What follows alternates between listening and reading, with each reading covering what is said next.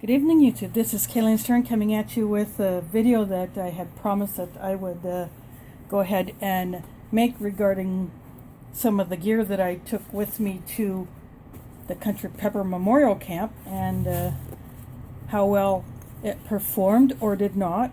Some items I had took that I had intended to test, but I just didn't get to that, and I didn't shoot a whole lot of video. I just shot video on Thursday when Robin and I arrived, and TAC helped us set up our hammocks and tarps and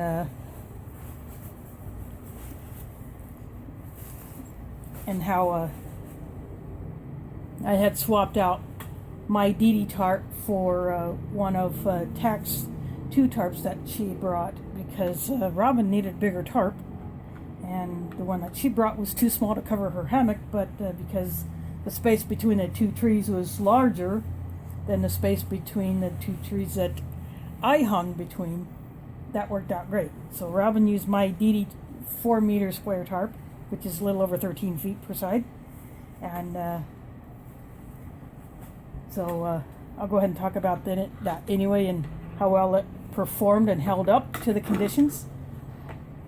But go ahead and talk about some of the things as how I used them or tried. First, I'll just get this out of the way.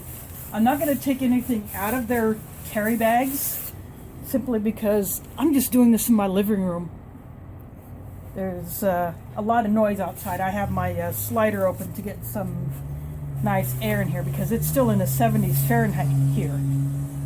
So I apologize in advance for any traffic noise that you'll hear. But this, as I showed you when I unpackaged this, this is my privy. It's a pop-up privy. It's like one of those pop-up hampers.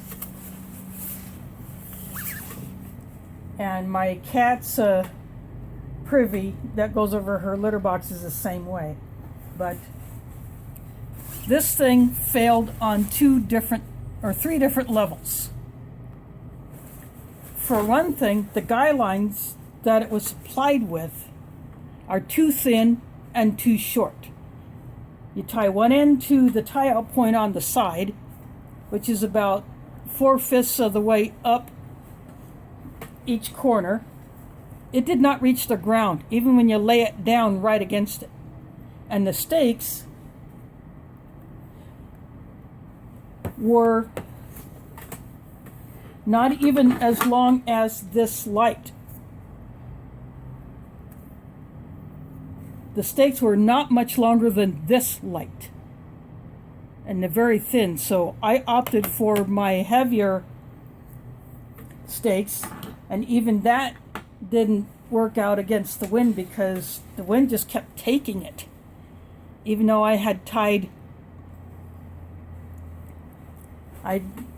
2 guy lines to trees using my glow-in-the-dark paracord, and the other 2 I had staked down to the ground. But that did not help, because the wind was just so strong, and it literally ripped one of the tie-out points off the side and one off the bottom. So, and I could not find one of those stakes. So somewhere on the Brahms property is one of my stakes near where I had my privy. But other than that, it had plenty of room. It offered the privacy that I needed. But of course, after Thursday, when the wind calmed down on Friday, then I was able to restake it out and retie it. But I only had 3 points for guy lines and 3 stakeout points at the bottom. But other than that, that can easily be repaired. I can attach bits of webbing to where the tie-out points came off. So that shouldn't be much of a problem. But as far as being lightweight, it is lightweight, but this is not made for high winds, but it served its purpose. And with my bucket in there, it gave me plenty of room. And you know, the bucket did its job. I didn't bring that over here because well, we all know what that does. I'm just going to move things off to another spot after I talk about them. So in here I have my Frog Togs rain suit. I really didn't try it out. I didn't try the pants on at all while I was out there. I actually tried the jacket because Friday night I was going to use my my down jacket, which is hanging draped over a chair in front of the table where my microwave is at, but it had gotten wet, so I was going to use that to put over the top of me, but instead I got my Frog Togs jacket out of here, and then I had used that as an extra covering.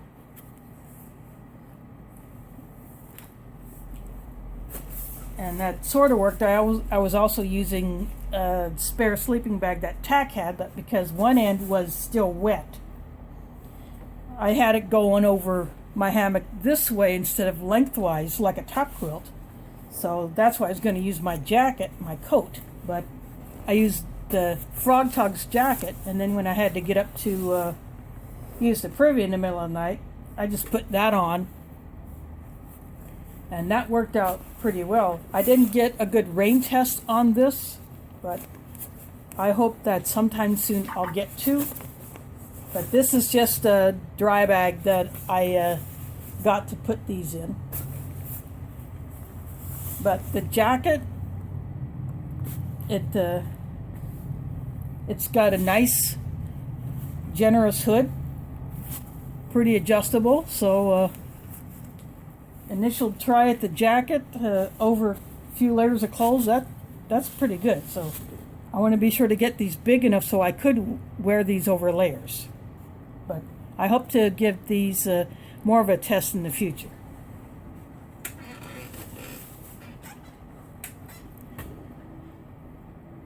As far as the hammock goes, this is my Equip travel hammock. It's a double, and I keep the tree straps in here. So this held up very well. It swayed a lot on Thursday, the foot end more than the head end, but you know, along with the underquilt that I had, which I'll talk about in a bit, that held me pretty well. It was a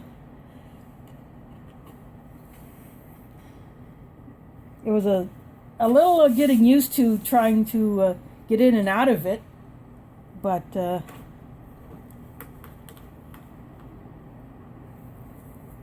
it was my first time sleeping in a hammock, so I would definitely do it again. And I had my bug net, but did not set that up because it just wasn't needed, and the wind was just so crazy, and it was about to start raining again, so just wanted to get the hammocks up and tarps up and get my underquilt on, my sleeping bag inside it. And the pocket, so this is actually the pocket when you open it up. And I put a few things in here, and because this is a double, what it allowed me to do if I wanted to, and I did on a couple of nights, I would use the weight of the contents of the pocket to flip over to what would be the back side of the hammock and basically almost close it up. Since I could not zip my underquilt over me because it's not big enough to allow me to do that, unlike Robin's underquilt, is big enough that she could zip hers completely up. But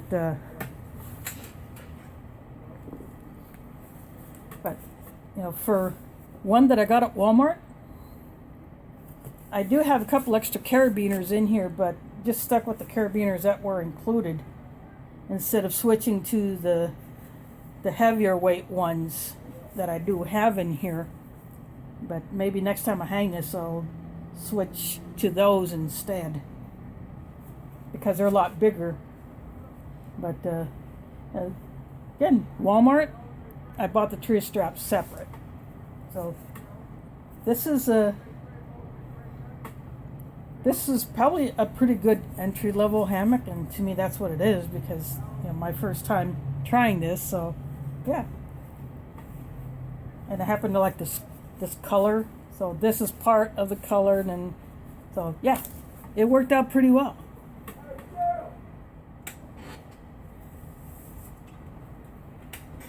And then this bag has my underquilt in it, and the underquilt is a camo. So this little tab on here, might not be able to see it, but actually I could put a light on.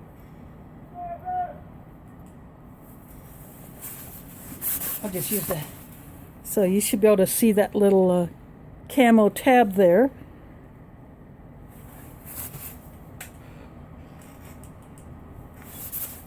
So this underquilt has a zipper, as I showed when I first received it. It can be used as a sleeping bag, although the foot end would be open, but if you cinch that up, like it would when you're putting it on a hammock, it nearly closes it off completely. So it would be a great summertime sleeping bag, or just open it up and use it as a blanket.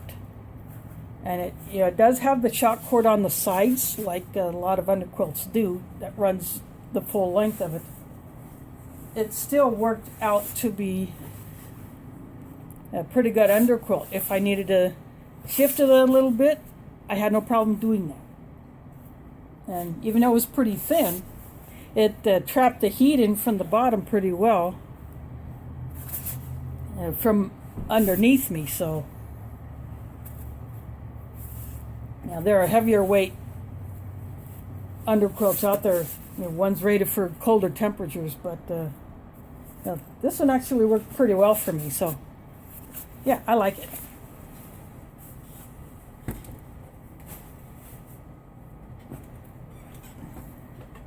Now the sleeping bag that I have inside here, I would say the rating on it was probably not true to the label. It was rated as a 15 degree Fahrenheit, but apparently it might be a bit on the small side. I could not zip myself up even before I ended up putting my sleeping pad on top of it. So that first night, it was a bit on the cold side. I was flipping it over, but I could not zip up the sleeping bag. So, and I probably should have taken my Coleman sleeping bag, but I wanted to try something a little smaller. I do not have this bag compressed as far down as I did when I took it, which I could. I just stuffed it in and just squashed it part way just to get stuff packed up Sunday morning when Robin and I left. But as far as this bag, I took out one line of stitching so that I could compress this down even more, and that really worked, because if I worked at it, I could get this thing down pretty far. And when I came home, I'd stuff my pillow, or when I was getting ready to when I was packing up, because I packed differently Sunday morning than when I did when I was getting ready to go. I just threw my pillow in here. I threw my dirty socks in here in the stuff sack that I have my pillow in. And so that's probably why I can't compress it, because I still have my pillow in here. But that pillow is a memory foam pillow that I bought at Walgreens a couple of years ago. And now that did a heck of a job too. So I do like that pillow, but I think eventually I'm going to get one of those inflatable pillows that pack down enough where it may take up no more than maybe these two lights. But next time I winter camp, I'm definitely going back to the Coleman sleeping bag. Although this one does have a hood, which did work quite well because I had the pillow into the hood.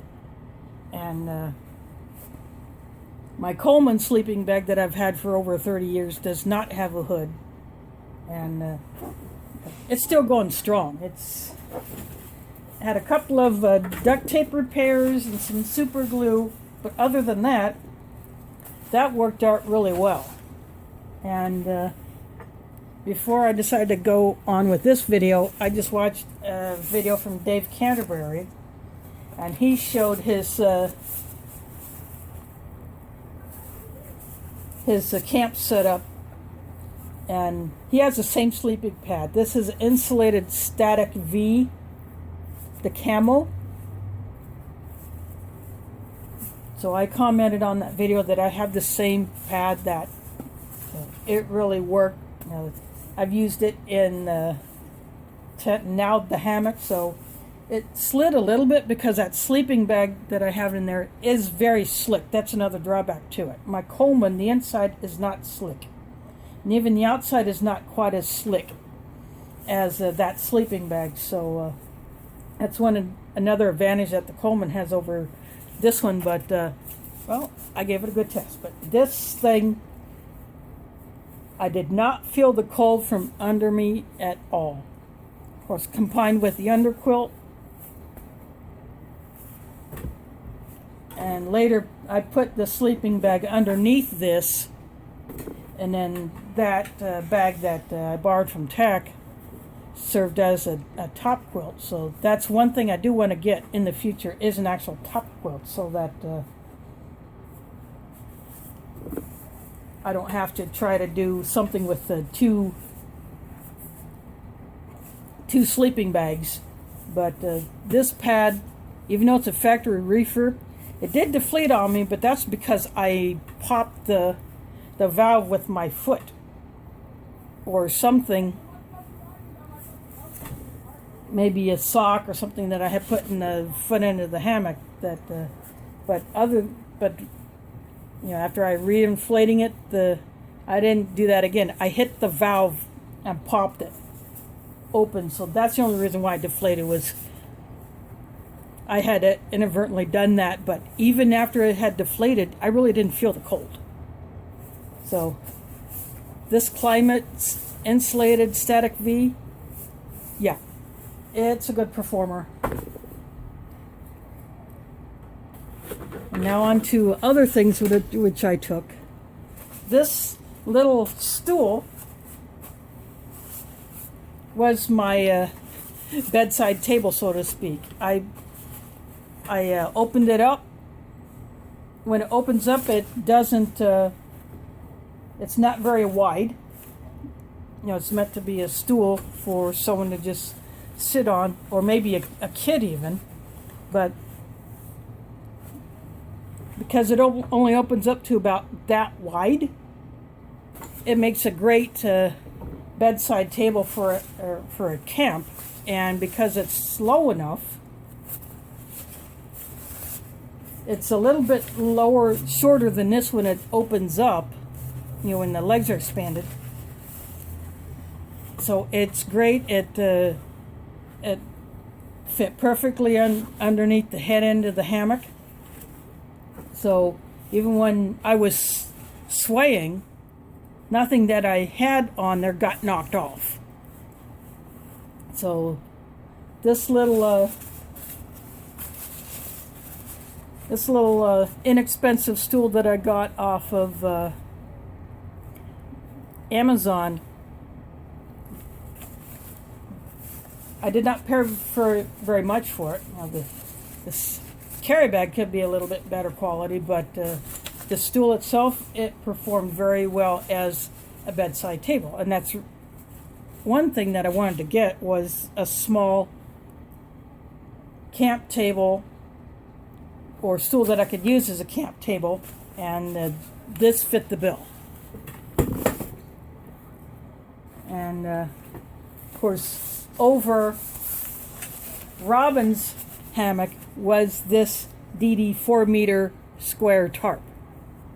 Now, despite the stakes being yanked, the tarp held up very well. No tie-outs detached, did not rip. It flapped like a sail with that wind that we had on Thursday into Friday. It was no fault of the tarp. It was just that the wind was so crazy coming off of the pond. It just basically wanted to take everything. Now, the tarp that I was using, the 3 stakes facing the pond stayed in, but 2 of them that were facing the front, would be the side of the hammock that I got out of, those kept popping. But 1 stayed. But this tarp performed very well in the wind, and this just proves a quality that DD puts into their tarps. And I wish more of these were available here in the U.S. So it was worth the money that I paid for it. And then there's some bits of cordage that were added to it, just because we put down 3 stakes on each side because it was so windy. But from being yanked like it was, it held up very well. So Dee Dee really performed for Robin. And so I wouldn't be surprised if she gets one of these in the near future. And speaking of Robin, this is the light that I picked up from her at the YouTuber meetup. This is Trailblazer. It takes AA batteries. And because you can hang it from a ridgeline with just this clip, it offered not only 2 ways to light it with being it open like this. I used a low setting most of the time. Or you can just use it like this. I also had this because I wanted to have a couple of different lighting options, because this one is an open hook. It actually fell off of my ridgeline once, but because this one is a closed hook, you open it, you pop it on your line. It's secure. It's not gonna get knocked off. Whereas this one, has the open hook, but I still had both of these. I also wanted to have an extra in case someone did not have a light. Robin had her own light for her ridgeline, so that was good. But of course, I've had this one longer.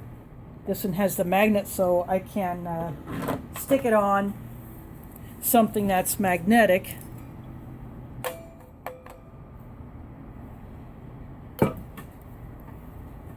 If I want to use it as a work light.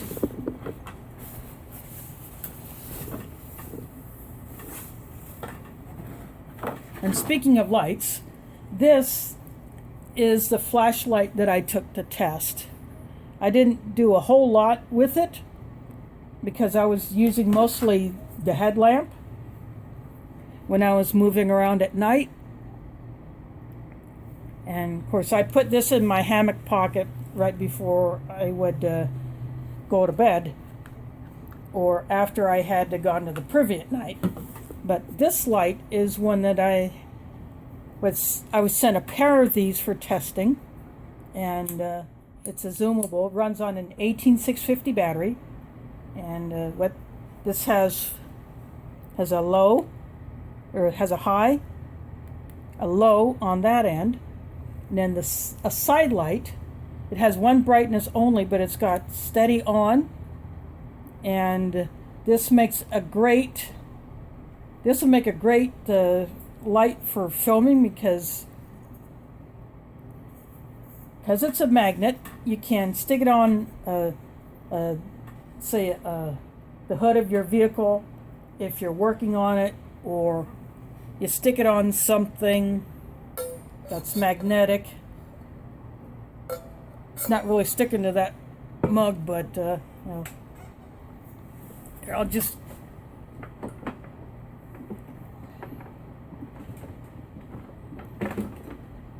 grab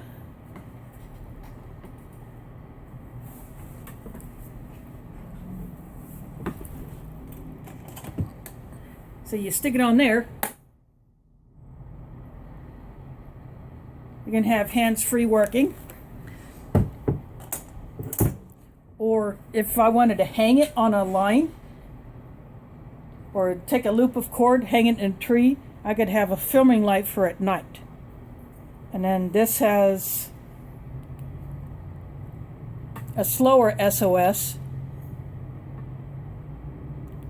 and then from any mode you long press and it turns it off. So if I have it on high, it defaults to high.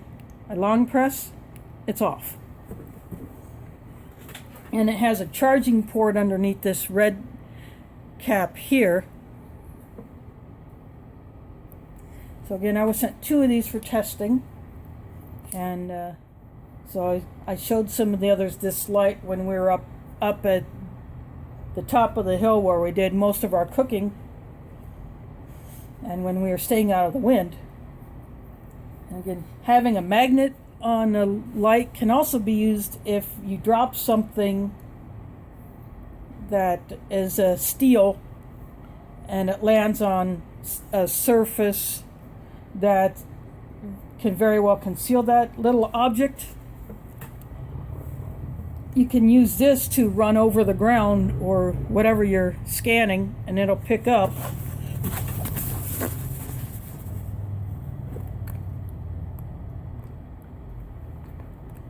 Of course, that zipper is not metal, but if it was, it would be see there, I just slapped these 2 lights together. So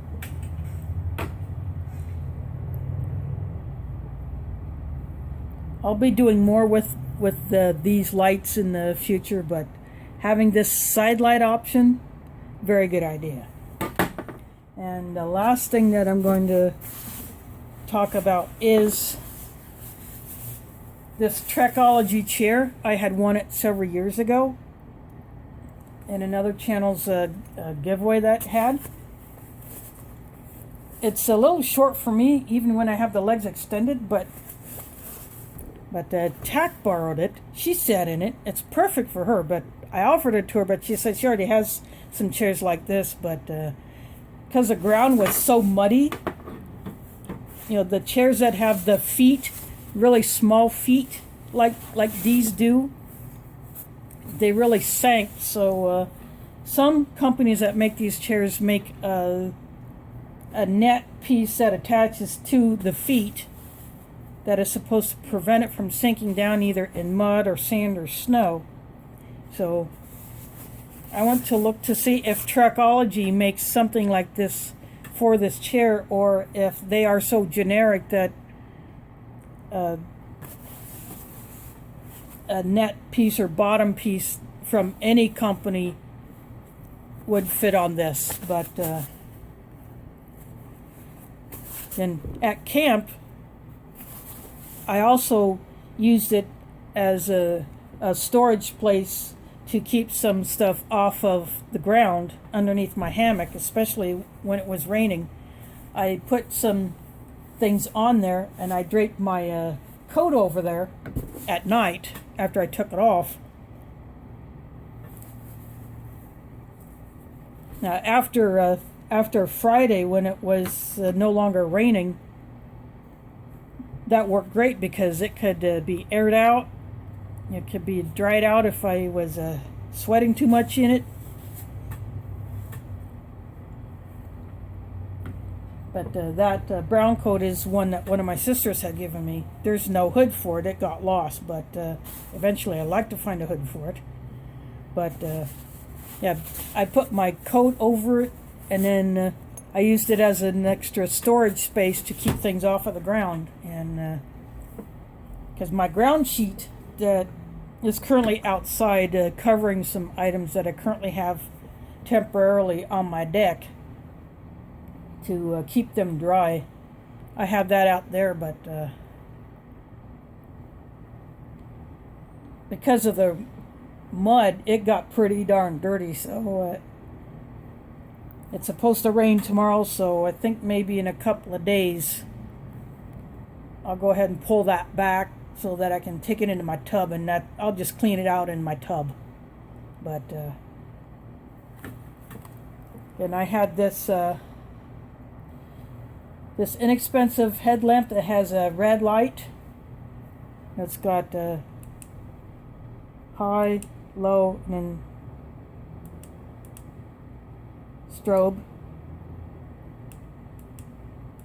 and then off. And then the red light has steady on and strobe.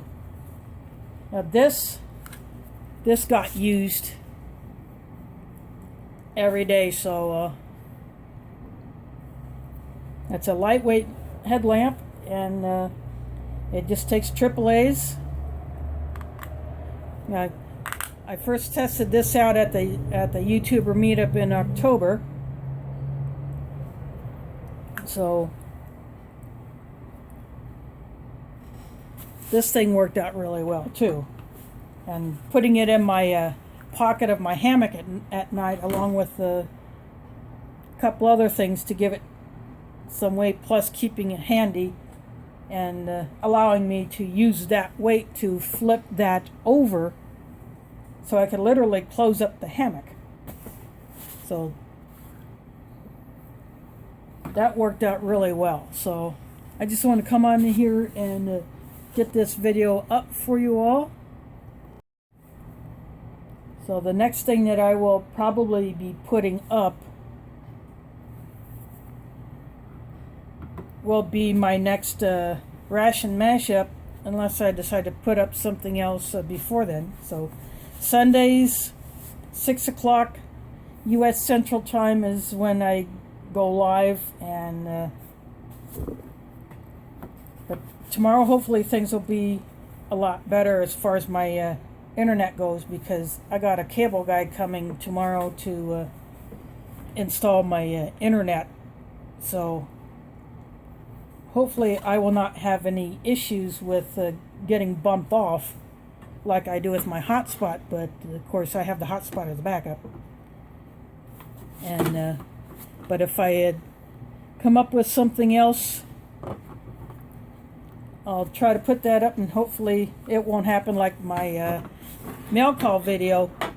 That video file got corrupted during the upload, and so I couldn't re-upload it, and I decided, since I've already had a munch on some of the items and I put some of the other things away, I decided, oh, heck with it.